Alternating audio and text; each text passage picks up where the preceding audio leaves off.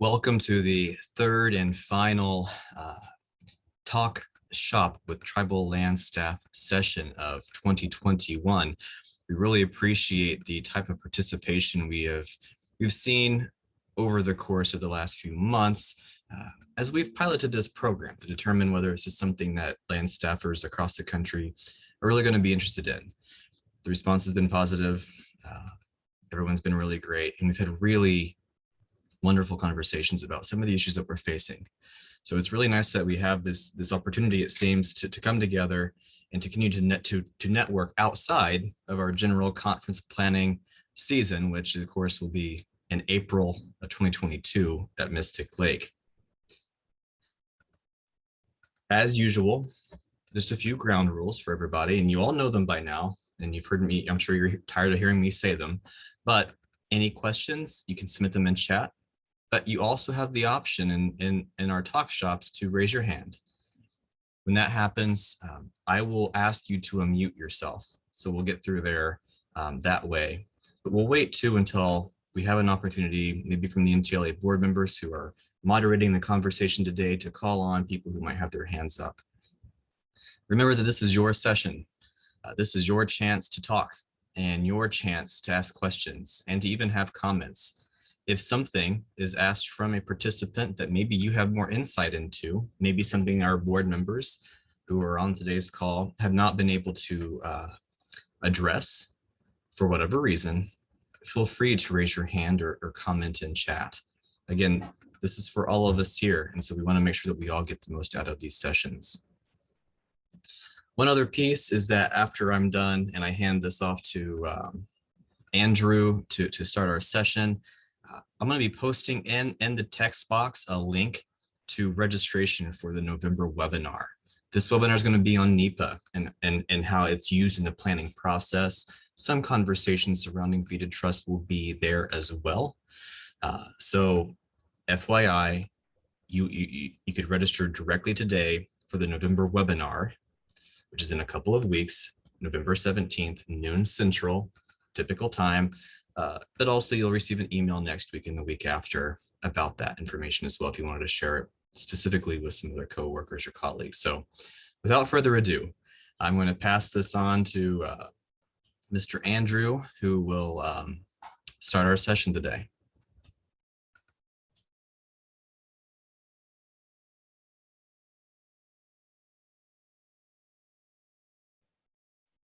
Maybe. I know he was having some technical difficulties.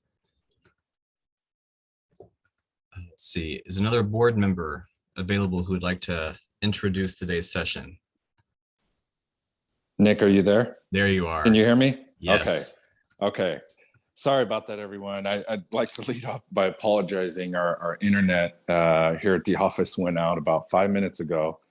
So I'm joining from my phone. So I'm glad you all can at least hear me, and we'll see if we can get this internet issue resolved before the end of the webinar, so I can log in and see you guys a lot better. So thanks again, Nick, for the intro, and welcome everyone to this final talk shop of the year. Feed of Trust has been obviously a big conversation, always has been, but I think even more so now, given some of the changes with the administration. And so that's exciting to see. My name is Andrew Orosco. I am the chair of the National Tribal Land Association. I'm also the planning director for the San Pasqual Band of Mission Indians here in Southern California. So I'm also joined by some of my fellow board members. I do want to thank ILTF and Nichlas for coordinating these webinars. I think they've been very helpful, beneficial to all of us as land staff to share ideas, communicate, have the dialogue with issues we're having. And so this has been a big success. And I think it's going to lead very well into our conference that, keep our fingers crossed, we are going to have in person at Mystic Lake next April. So we're excited to be back in person with everyone, see a lot of those faces that we haven't seen in a while. And so we're really excited for the conference, and it's gearing up to be packed with a lot of really good information, great presenters as always. So don't forget about that, register. We'll continue these webinars through next year as well. And we'll be always open for topic ideas and issues from you all. So please share that with us. So with that, I will introduce Miss Brenda Tomaras, if she's on the line.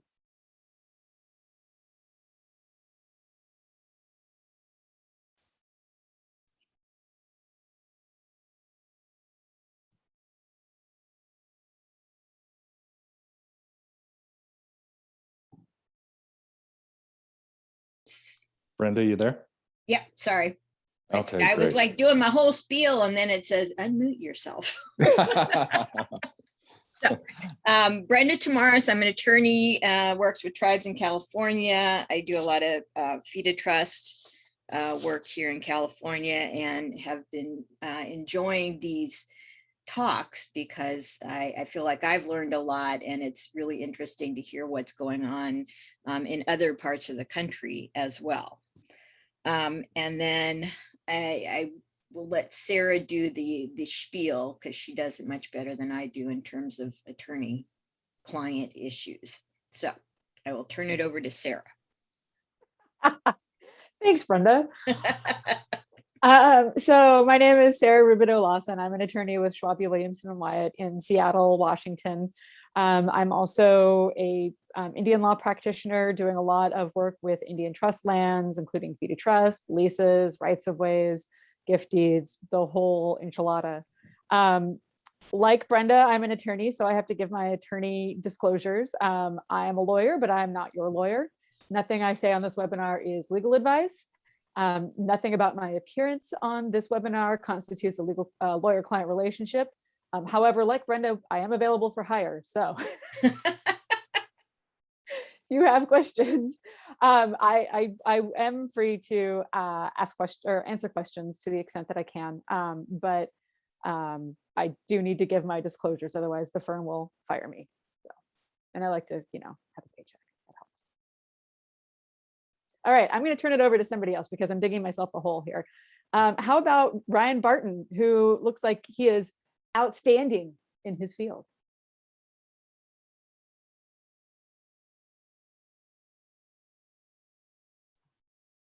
Hello, everyone. My name is Ryan Barton. I'm on the NTLA board also, and I work with the Navajo Nation in the Department of Water Resources and the Water Management branch out of Fort Defiance.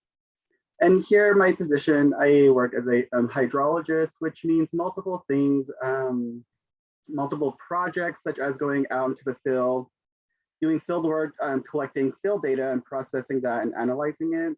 Also, working on larger projects to bring utilities to different communities across the reservation. And I myself and everyone in the Department of Water Resources, and thank you for joining us today. And thank you for ILTF, Nichlas, for hosting this. Thank you.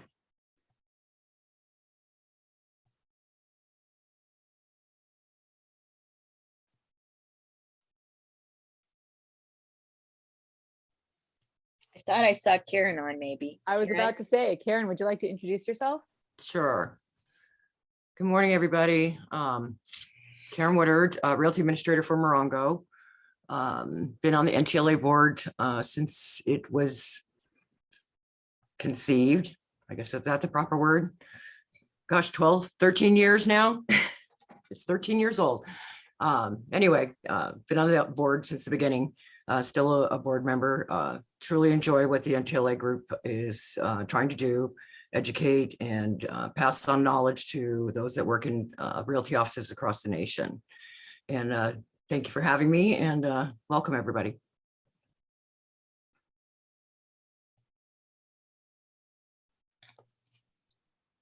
Did we lose Andrew again? I'm here. Okay. So looks like it's hard to navigate through the guests or participants on my phone. Did we let all the board members introduce themselves? I think Eric might be here too. Do we? Okay, Eric, would you like to introduce yourself? Hi, my name is Erick Giles. I'm an attorney here with Drummond Woodson. I'm a member of the NTLA board, and I work on land and trust matters. And I also involve in economic development projects with various tribal clients, including cannabis and brewery and distillery, alcohol manufacturing. But thank you for coming out today, and look forward to a good discussion. Great, thank you, Eric. So as you all can see, the board of NTLA, we cover a pretty diverse section of realty, from attorneys. I did not mention that I'm a licensed land surveyor in the CFEDs. So we've got a really interesting, diverse group where we can share ideas and really touch on different aspects of fee to trust. And so so I appreciate all of you joining us today. So as far as, I don't know if we have any comments or questions, Nichlas, at this point, but if not, we'll dig right into some recent consultation that DOI had regarding chain of surveys. And it's sort of a new challenge that we all have. And I think that we all face hurdles in terms of process and our applications, whether it be NEPA, survey and title, or challenges with local jurisdictions with regard to bringing our prospective lands into trust. And so with the new stance of the administration and sort of opening the gates to bringing more lands into trust, there's a new challenge that we face, is that now a lot of tribes have reactivated their fee to trust initiatives where it just sat idle before. And so now we have sort of a challenge going through BIA due to the volume. That's number one.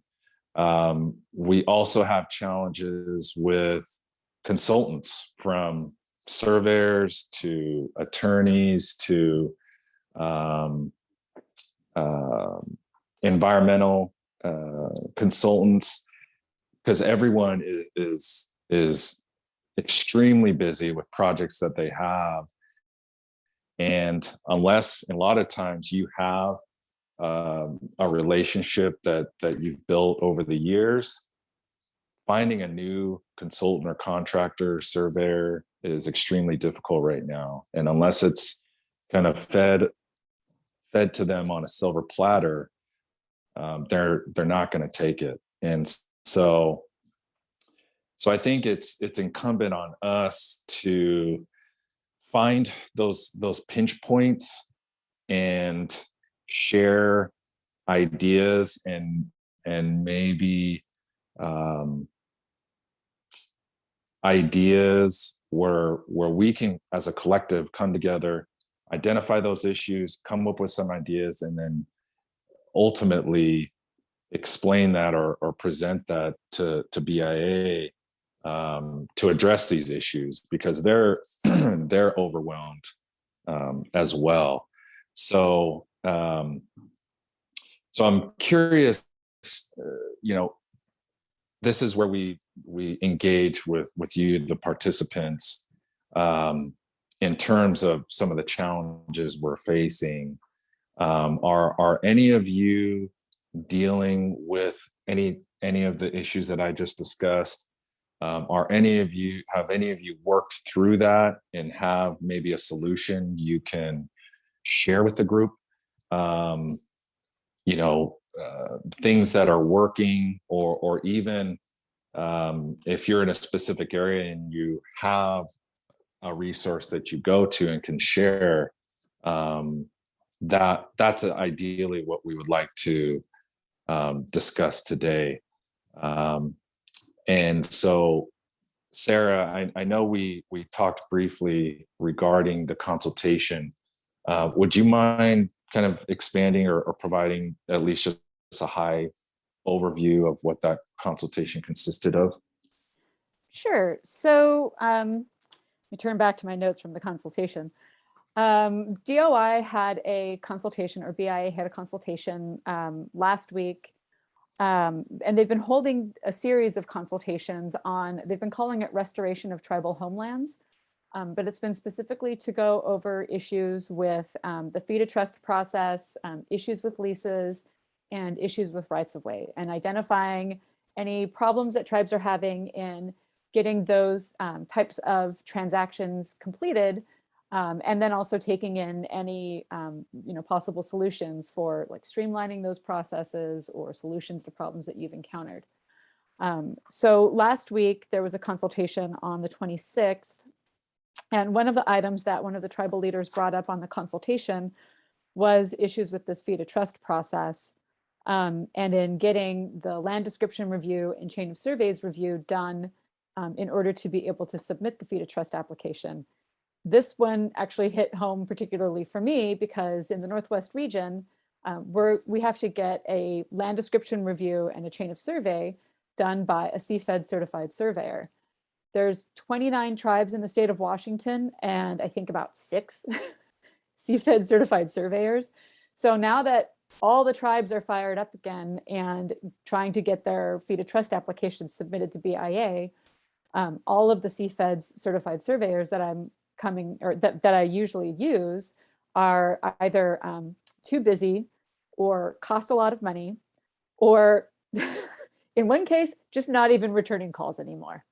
And it's as Andrew and I talked about before, it's not just a surveyor issue. It's our environmental consultants are very busy right now, and so getting environmental reviews done is actually even a challenge as well.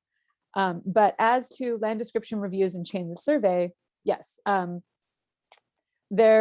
land description review is required for your fee to trust application. According to the information that's in the Bureau of Indian Affairs handbook, it says that the Indian land surveyor can do the land description review, or in the Northwest region, we can have it prepared by a CFED. And that's part of the problem we're having up here is there's not enough CFEDs for as many tribes that are doing fee to trust applications. One potential workaround would be to have a regular surveyor do the survey and then just hand the work off to a CFED. I've had 2 experiences with that. One is that the work that was done by the surveyor was not correct. And so when I asked the CFED to do the LDR, they said, well, we have to redo the survey because the survey was not correct. The other problem that I've had is that the surveyors are sort of unwilling to just take on the work of somebody else and then prepare the LDR off of it. And so as a practice matter, I've always just sort of gone directly to the CFED. The other question that I've had come up recently is chains of survey. And the actual guidance that we have from the Northwest region says that chains of surveys will be required on a case-by-case basis. And we have no guidance as to what that case-by-case basis is. I've been back through all of my materials to see if I can find any guidance. I don't have anything. Andrew and I had a quick call this morning trying to figure out what a case-by-cases might be. Andrew, I'll let you speak for yourself here, but to paraphrase what Andrew said, and if I'm wrong, I guess, correct me, is that it really should be done as part of good due diligence for your surveys. I think what's happened, at least in the Northwest region here, is that really the Northwest region would prefer that we do a chain of survey in every case as part of our due diligence. And so it's turned into not what I'll call a hard requirement, but a requirement in quotes. So something that's not a requirement on paper, but that is functionally a requirement just to actually get the process taken care of with the North, at least in the Northwest region. With that, Andrew, do you want to add anything? Yeah, I think you know, you were spot on in terms of this one, the challenge of finding not only a surveyor but a qualified surveyor, and that's, I can speak from a land surveyor's perspective, and this is off reservation, this is on reservation. It does not matter. At the end of the day, you're gonna get what you pay for, and so I think it's incumbent on the surveyors to explain to potential clients what could be the impacts if you don't do your records research properly, and ultimately your survey properly. The impacts could be far greater than, you know, the potential time and cost associated with a good survey. And so, you know, based on my experience, I would recommend chain of surveys being done on all properties. That's all a part of, like you said, your due diligence. And on a case-by-case basis, you know, sometimes those, with a little bit of research, you're going to find that the latest survey that's been done has been done correctly, and there's not this unraveling that you have to do to find a solution to a particular issue regarding boundary and whatnot. So I know that's it's a challenging thing to face and sort of understand, but with any trade, you know, you just have to be leery and aware that just because, you know, you go through a procurement process, the low bid doesn't necessarily mean the best product. And so I think it's just a matter of, you know, realty staff understanding, you know, what are those core fundamentals that you're going to be looking for in a qualified surveyor and a survey. So I see go ahead, Sarah. Oh yeah, no, I think you were going the same direction I was going. So yeah, we have a couple of hands up. Zoom sort of organizes all the hands that are up based on who raised their hand first. So Matt, do you want to go ahead and ask your question or add anything? Yeah, no, I just wanted to follow up off what both of you were saying is that, you know, and Andrew knows this better than anybody, but, you know, having a CFED is not a requirement. Don't let the BIA tell you that it is. Now, my suggestion would be is that you need to get in contact with your local bills, whoever that is, whatever region you're in, and have that surveyor, whoever you hire, reach out to that person so they don't have to go back and fix multiple issues on their survey. Out here in Pacific region, we've had massive issues over the last 4 years. Andrew knows about this. Like, it's, you know, we went a year and a half without a bills, or at least a year, I think it was.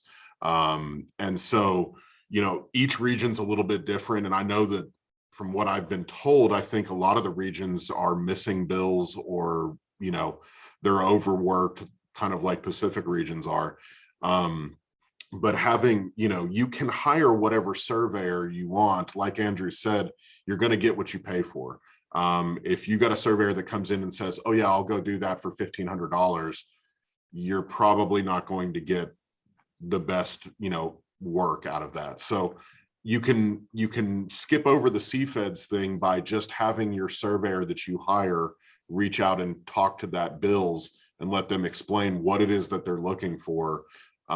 Because even down here, like both Sarah said, CFEDs across the country are, if I had to guess, the numbers dwindling year to year, Yeah. probably pretty significantly. And, so in fact, I don't know of many that are here in Southern California. We used to know a few, but now they're just not as many. So you can get past all that stuff. The LDRs are the LDRs. They take forever. They're always going to take forever. I don't know why that is, but it just is what it is. They're overworked and there's not enough people reviewing them. But having the CFEDs is not a requirement. I just wanted to, say that we use a surveyor that's not a CFEDs, and everything goes fine. So it's definitely possible. Just have them meet and talk so they can figure it out. Mhm. Yeah, Okay. that's exactly right, Matt. One question you can ask your bills is if they have any recommendations for private surveyors that may not have the certification, but the work that they submit to the bills is good quality. There's not a lot of corrections, and you'll find that if the surveyor has a good relationship with the bills, that surveyor has worked his or her process and final deliverable to meet those standards that way. Because at the end of the day, we're the reduced amount of back and forth corrections, things of that nature, ultimately cuts down your time frame. And so that's what we're all after. And I just saw the that bills may be able Cheryl to said something provide about that Mhm. in the chat. Like, Yep. I mean, like Southern Plains Regional Office doesn't have a bills, and it's like, Yep. how are you supposed to get stuff done if they don't have a bills? But, hiring a good surveyor is going to eliminate 95% of your problems. Right. And technically, Matt,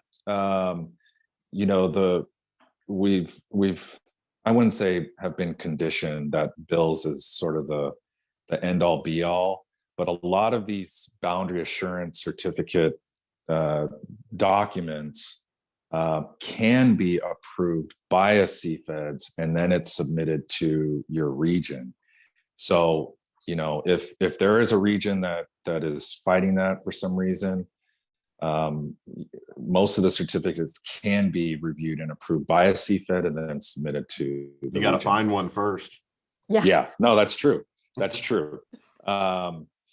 So I just wanted to point that out, that, if there is no bills, there is other options, though they may be few.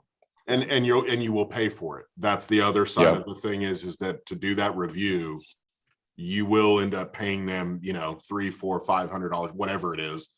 Right. It's going to be tacked on to what you already paid for. And so the argument, that most people say is, well, that's a government function. Why are they not doing it?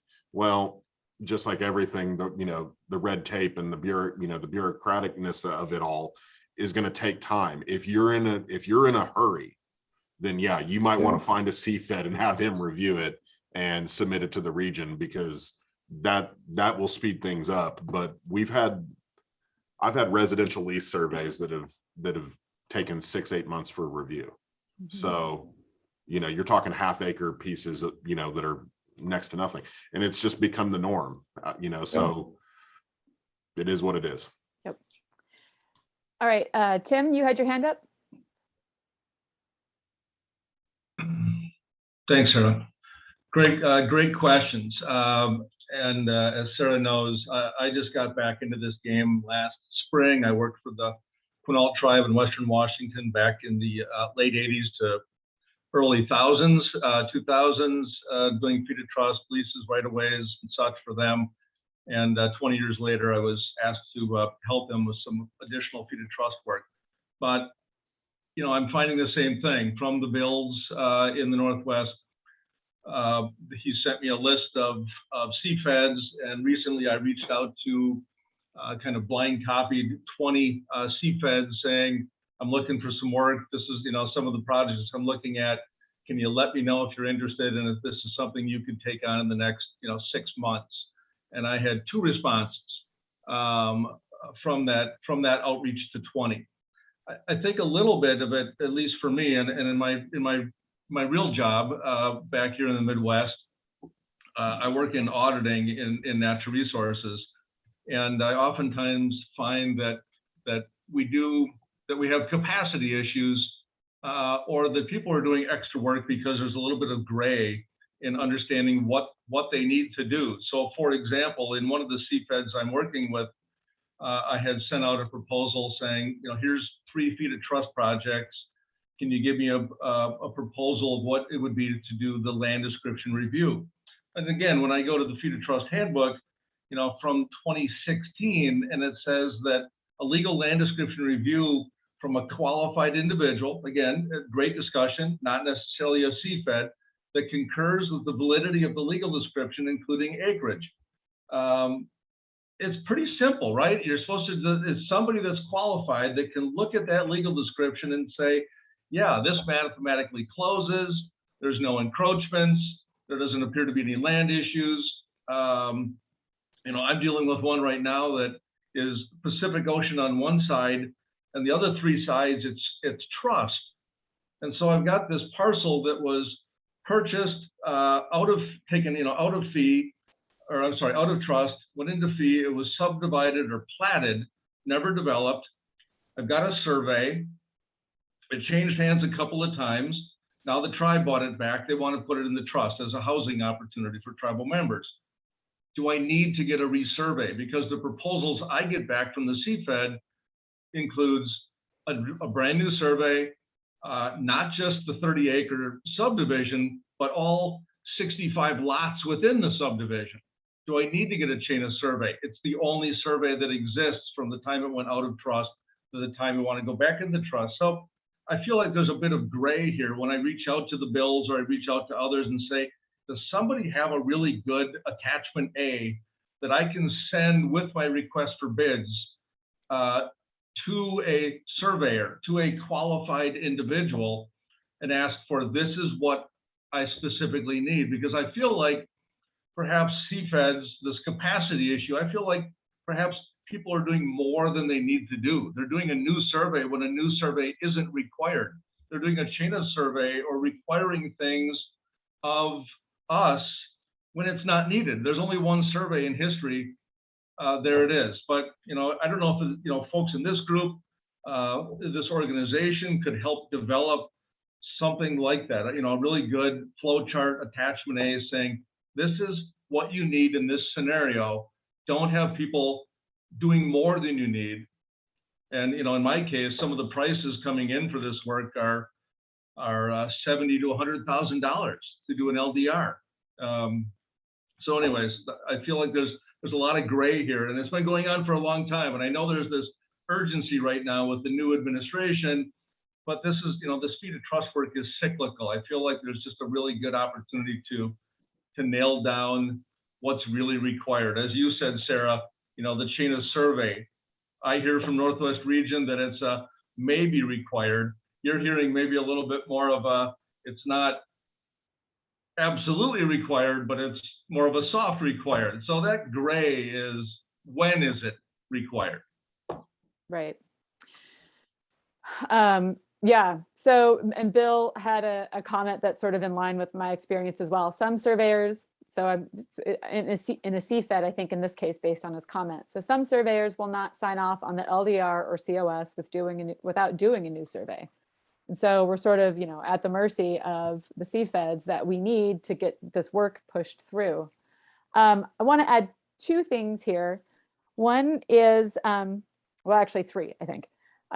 So in the Northwest region, we do have directives dating from like 2016 that say that the qualified individual that can sign off on that is a CFED. Now, I totally recognize that this is different from what the BIA issued handbook is. And I will add to that BIA actually issued a directive a week or 2 ago expressly stating that all feed of trust applications should be processed in accordance with the handbook. And I know lots of regions do things differently than what is maybe in the handbook. And there may be very good reason for that, but we have different regions doing things differently, and requiring different things and different, CFED certified surveyors versus qualified individuals to sign off on these things.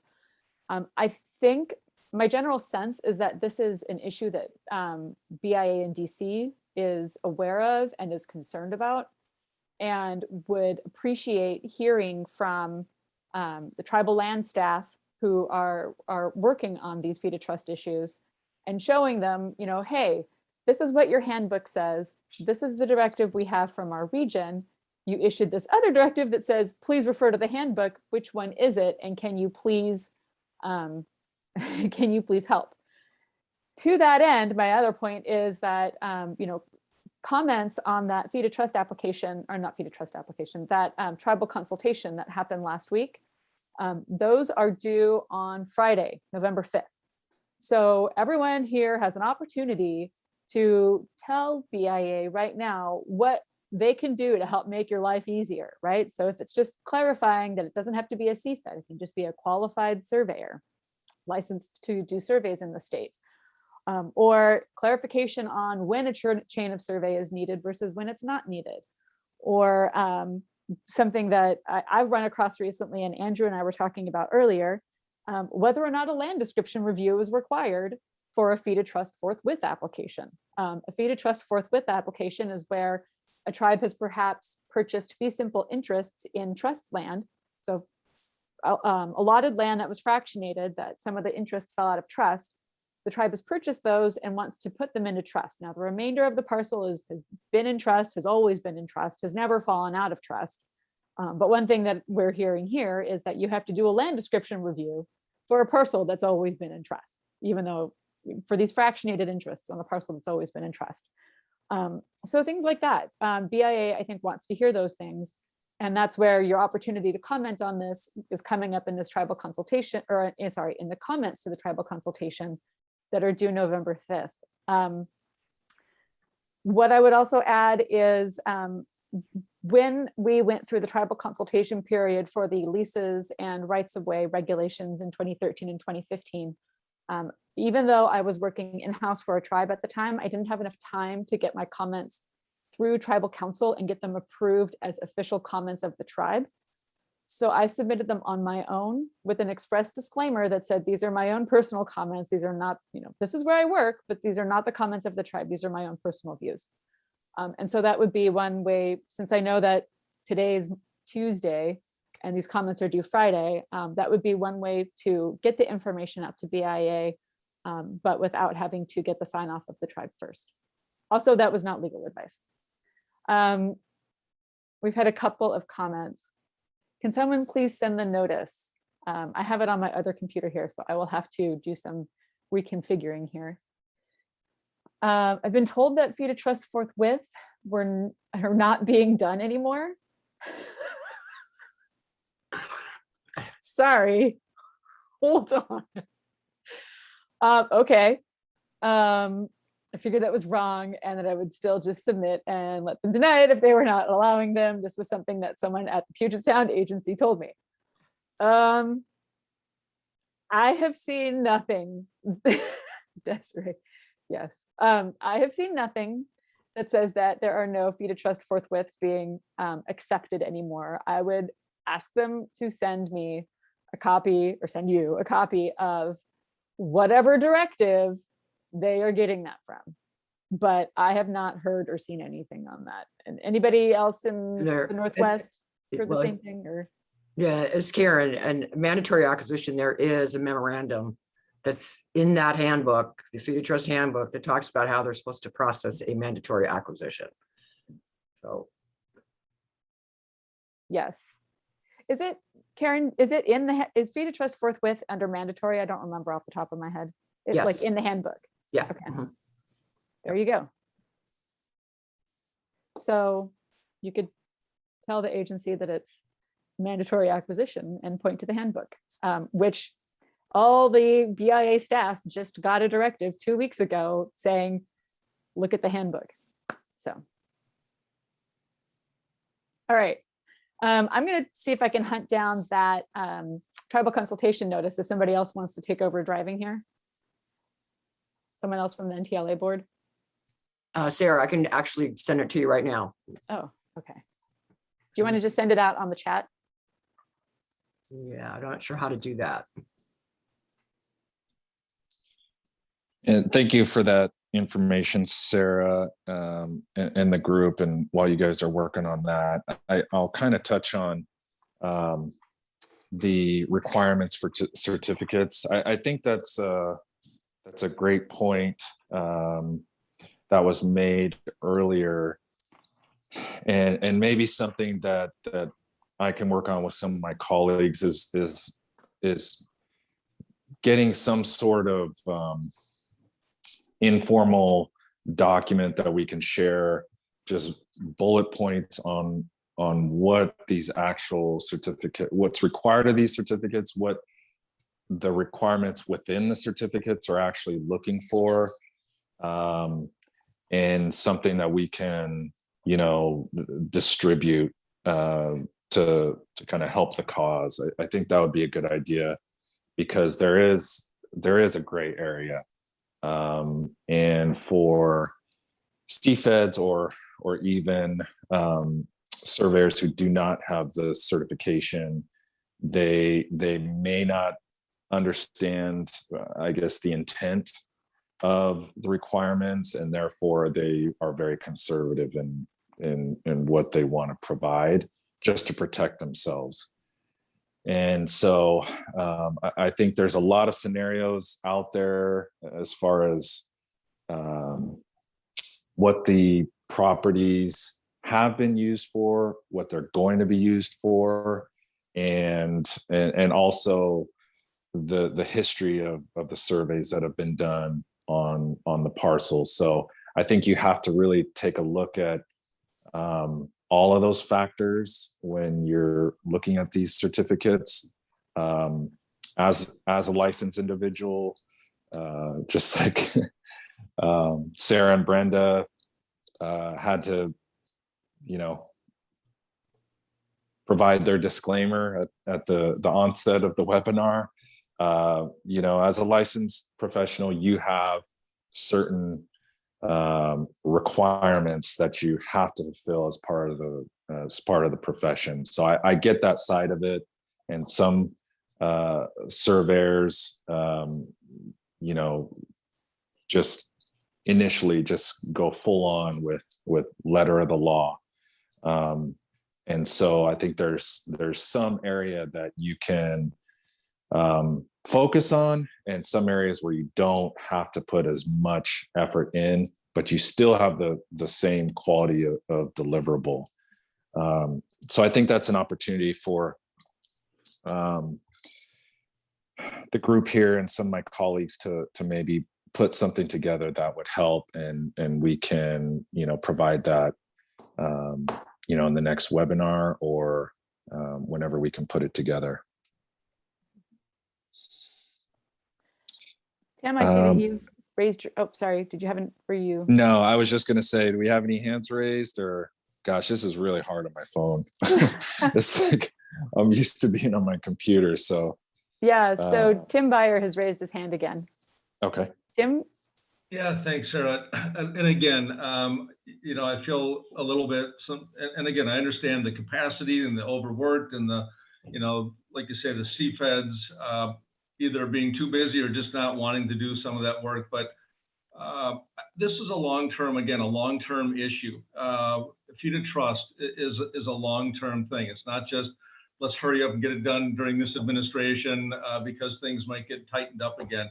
I really feel like there might be an opportunity here, whether it's this organization or a sister organization, to develop some sort of a tribal incentive or a training program for tribal members to become surveyors, to become CFEDs. I mean, I really feel like if we had, there's always going to be survey needs, right? We send people to forest engineering school, we send people to all sorts of places to get trained to do the work that we need. Whether it comes to fire, we send people out for training to become, that division soup when they need to work on a fire on our own reservation. I just feel like there's maybe a general absence of surveyors in Indian country within the tribes that there's got to be a way we can figure out how do we provide that training? How do we provide that incentive for a tribal member to take that training and become that resource at home? Because there's always going to be that need and on Indian country, whether it's within a sizable reservation or a grouping of reservations, that there's that opportunity. So again, I don't know how we can do that, working with the BIA, working with organizations. How do we make that happen so that we don't have this 3 years from now? We're not again talking about an absence of qualified individuals to do this work.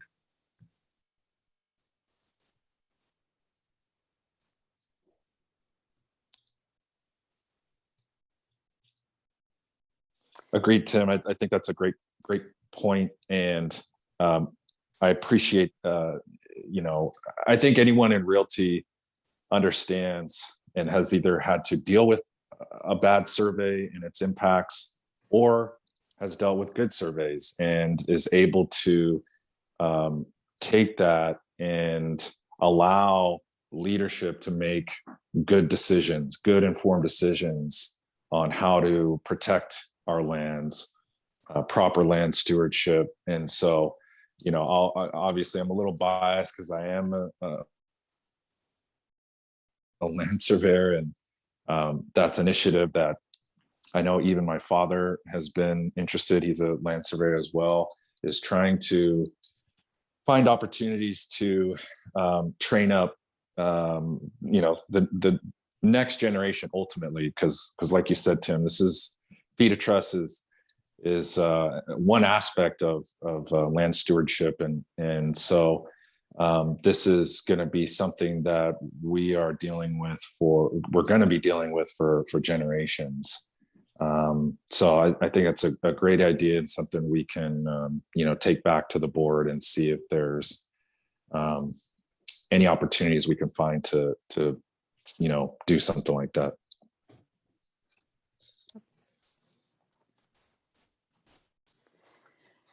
I want to bring up one more item that was brought up in the tribal consultation that was held last week, not necessarily having to do with surveys, but of course with feed of trust. And this is an area where BIA specifically asked for people to submit comments.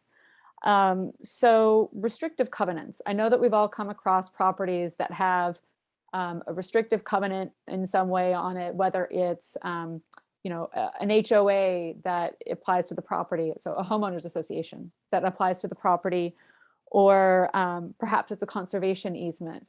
And trying to get those properties through the feed of trust process can be very difficult if you've ever tried to do that.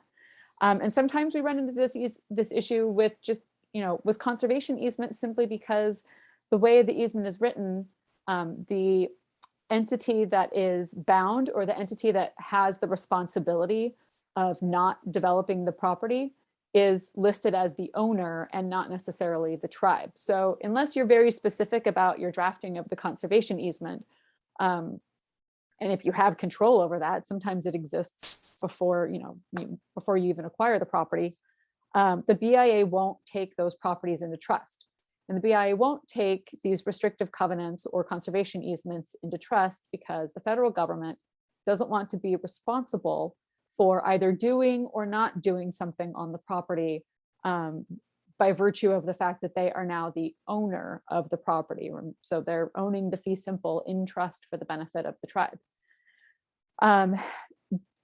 This was brought up on the tribal consultation last week. BIA again acknowledged the issue, especially when it comes to conservation easements, because it seems like a property with a conservation easement where we're trying to preserve open space or green space would be something that we tribes might want to do that, and the BIA might want to accept that property into trust. BIA has asked for people to submit comments on either a workaround for that, on ways that BIA and tribes can perhaps work together to deal with restrictive covenants or conservation easements on the property, I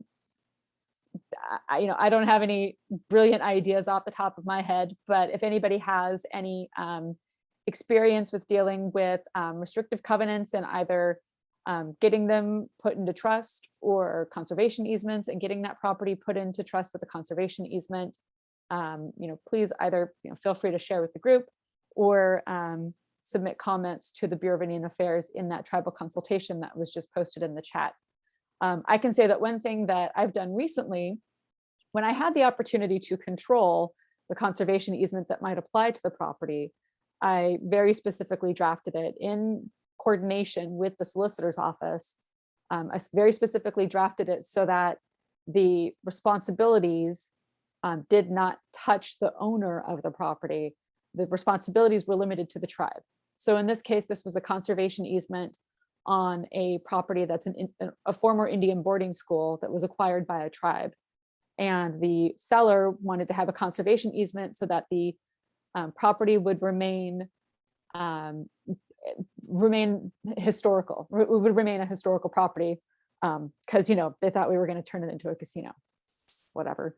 So we agreed to put a conservation easement for historic preservation on the property, but we had to very narrowly tailor that conservation easement so that all of the rights and responsibilities under that easement did not fall on the owner of the property.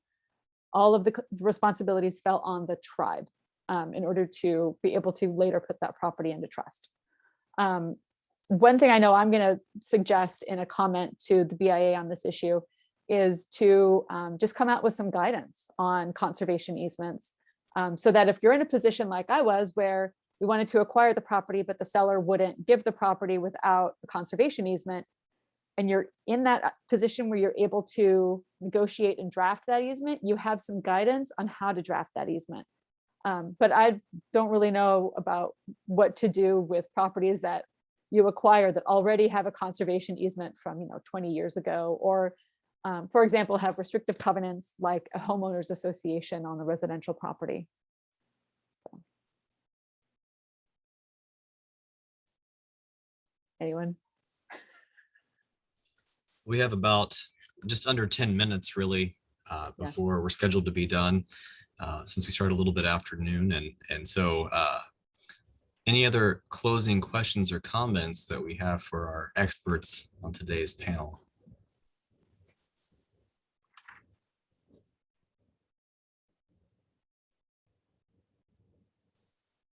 This will be your last chance until I convince the NTLA board to do this again starting in January, which they just heard about. Thanks, Nick.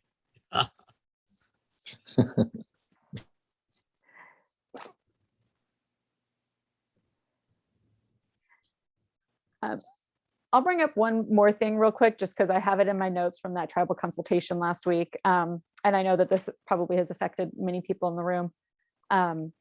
The Interior Board of Indian Appeals, so IBIA, if you happen to receive a negative decision on your fee to trust application and you disagree with the BIA, you have the right to appeal that decision to the IBIA, which is an appellate body within the Department of Interior.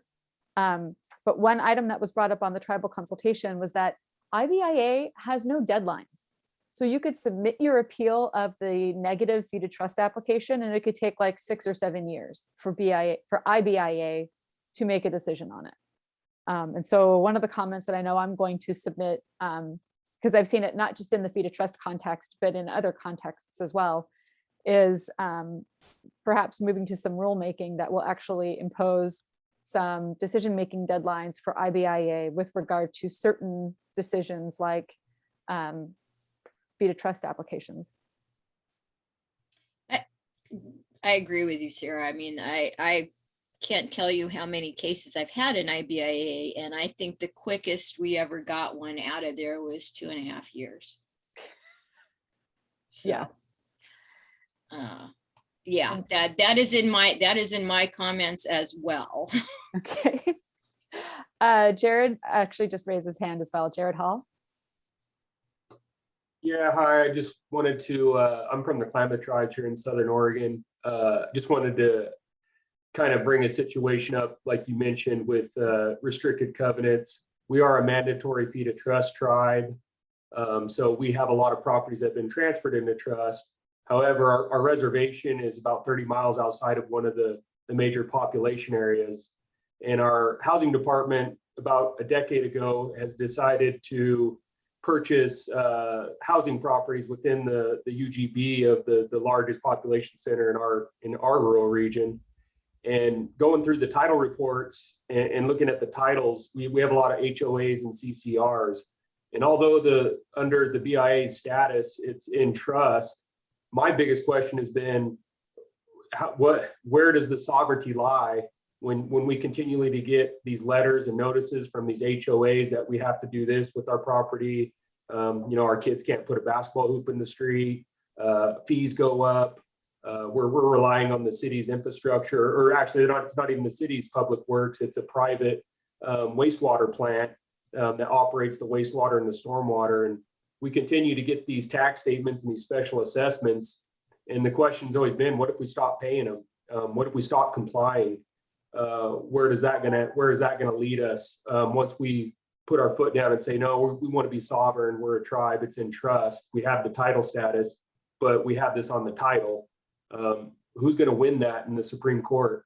And that's a question we kind of ask ourselves. How much are we going to take before we finally fight back and say we've had enough of it? Because we do feel like we get picked on. Some of it's discriminatory. It's been well aware that they don't want us in their city. They don't want our tribal families there. But we just don't know we've never been in this situation. And it's really, our housing department was kind of oblivious to this when they were purchasing houses and not really understanding the cross jurisdiction complications we're going to have down the road. Mm-hmm. And so to us, what do we do? Because the county keeps hammering us with tax assessments left and right, and we keep getting these letters from the HOAs. But it's kind of feeling like it's becoming personal.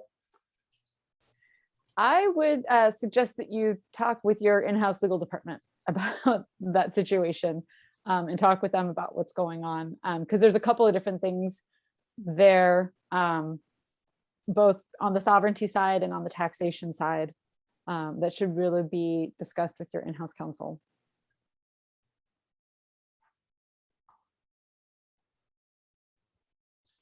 Great. Wow.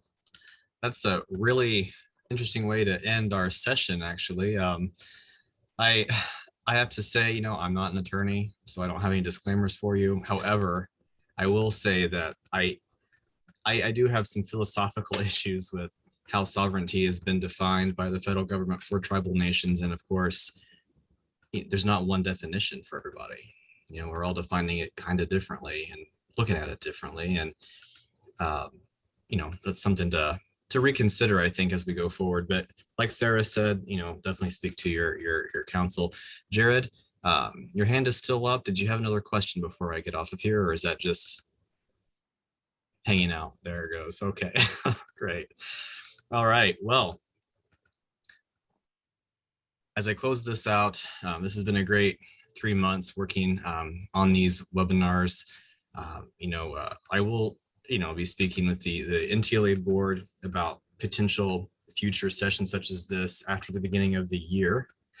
That's going to be, so it gives us some time to get through the holiday season. We're already busy enough as it is, but certainly stay tuned for any information that might result from this.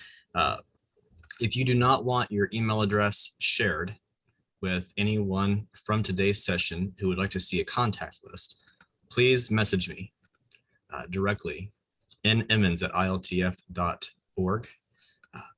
You could also get my email from the website or from any of the correspondence you've received from me or from the foundation. This recording will be posted on Vimeo, so we have the chance to review it again. There's a lot of great information in this session, so we're happy to be able to save that out. And please don't forget that on November 17th, we have another webinar on NEPA coming up. So you'll be getting information about that. If you didn't see the link I posted in chat earlier today for registration, you will receive registration next week and the week after. So fear not, you can see my face once again I'm sure that every month you get excited about that. So, all right. Thank you all, the NTLA board who participated in today's session. Your expertise is greatly welcome and appreciated. And many thanks to all the other participants who have really made this discussion rich. Until next time, see you later. Thanks, Nick. Yep. Thanks, everyone.